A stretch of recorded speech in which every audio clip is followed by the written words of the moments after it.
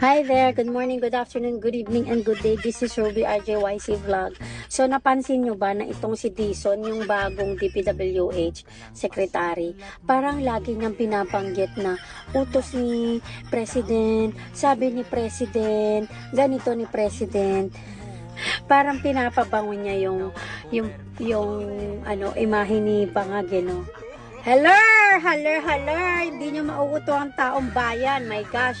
Siya ang pumirma lahat ng budget dyan. Imposibleng wala siyang kinalaman sa mga kalokohan dyan. And 3 years? After 3 years na nag-iingay at na-fact check kayo ng mga bagyo at ulan, saka ka lang gagalaw? Saka mo lang malalaman na may mga ghost project pala? Kalokohan yan, Bangag. Huwag mong nilolokong taong bayan. Mulat ng taong bayan. Marami pang mga dilat. Dilat pa lang, pero ngayon marami ng mulat, okay? So wag niyong nilolokong taong bayan. Kahit na pabanguhin mo pa yan, Dison, hindi na yan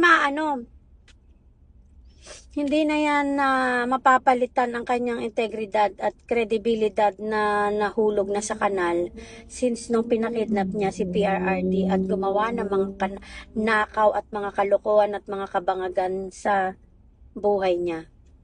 Hindi mo na yan mabubura. So, kahit anong gawin nyo, bangag is bangag. Naniniwala kami.